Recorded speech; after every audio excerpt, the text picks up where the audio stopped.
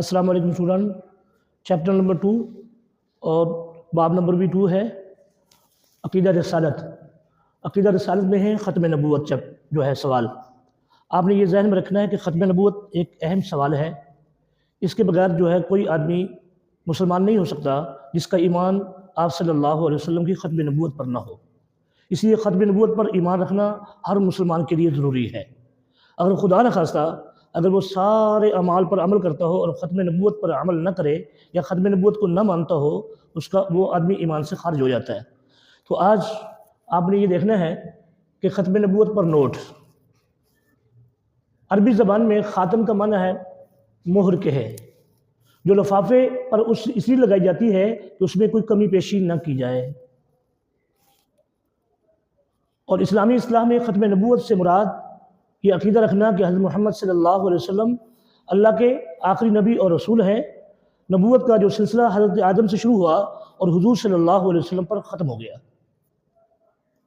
تو پیارے بچوں، آپ صلی اللہ علیہ وسلم کی ختم نبوت پر ایمان رکھنا یہ ضروری ہے۔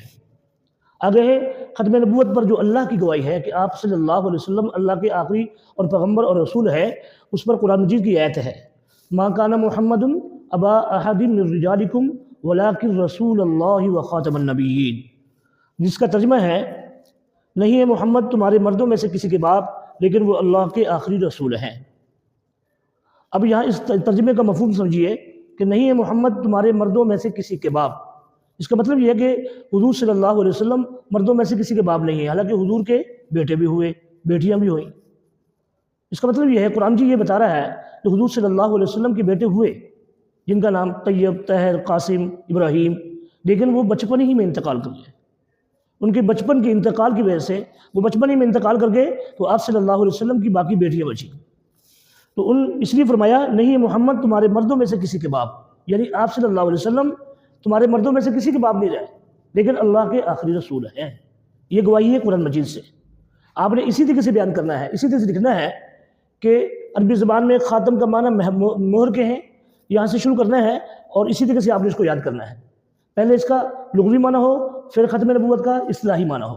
یہ دونوں معنی آپ نے اچھی طرح یاد رکھنے ہیں اور یاد کرنے ہیں، اور پھر آگے آپ صلی اللہ علیہ وسلم کی ختم نبوت پر جو گواہی ہے قرآن مجید کی، یہ آپ نے یاد کرنی ہے۔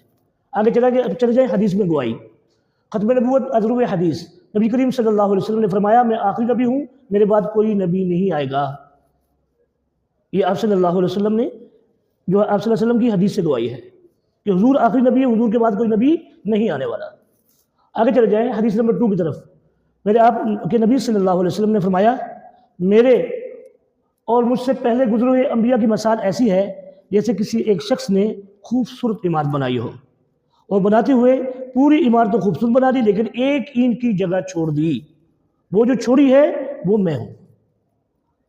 اس لیے آپ یہاں عبارت سے سمجھیے آپ کہ نبی کریم صلی اللہ علیہ وسلم نے فرمایا میرے اور مجھ سے پہلے گزرے ہوئے انبیاء کی مثال ایسی ہے جیسے ایک شخص نے عمارت بنائی اور خوب حسین و جمیل، مگر ایک اینٹ کی جگہ خالی چھوڑ دی اور وہ اینٹ میں ہوں۔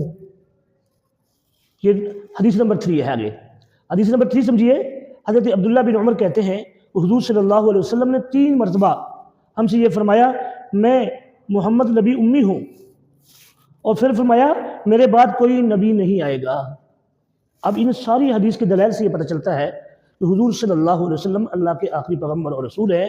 اس کے علاوہ بھی قرآن مجید میں بہت ساری گواہیاں ہیں جس سے یہ ثابت ہوتا ہے کہ حضور صلی اللہ علیہ وسلم اللہ کے آخری پیغمبر ہیں، آخری رسول ہیں۔ اگر اس کے بعد پھر کوئی دعویٰ کرتا ہے تو وہ کذاب اور جھوٹا آدمی ہے، جیسے سیدنا صدیق اکبر رضی اللہ تعالیٰ عنہ کے دور میں بھی نبوت کا دعویٰ کرنے والے بہت سارے لوگ گزرے، اور آپ صلی اللہ علیہ وسلم کے دور میں بھی یمن میں ایک آدمی نے ختم نبوت کا دعویٰ کیا، اور اللہ کے نبی صلی اللہ علیہ وسلم نے ایک صحابی کے ذریعے اس سے بدلہ لیا اور اس کو انتقام تک پہنچایا۔ اس لیے پیارے بچوں، جو آدمی آپ صلی اللہ علیہ وسلم کے بعد نبوت کا دعویٰ کرے گا وہ کذاب تو ہوگا، لیکن ساتھ ساتھ وہ واجب القتل بھی ہوگا۔ تو یہ چیزیں جو ہے آپ نے ذہن میں رکھنی ہے اور یاد کرنی ہے، انشاءاللہ یہ آپ کے لیے موضوع ہوگا۔ اور اگر یہ زیادہ تر یہ جو چانس ہوتا ہے بورڈ کے اندر اس چیپٹر کا ہوتا ہے رسالت میں ختم نبوت کا، اس لیے اس کو یاد کرنا ہے اور اس کو دھیان سے پڑھنا ہے۔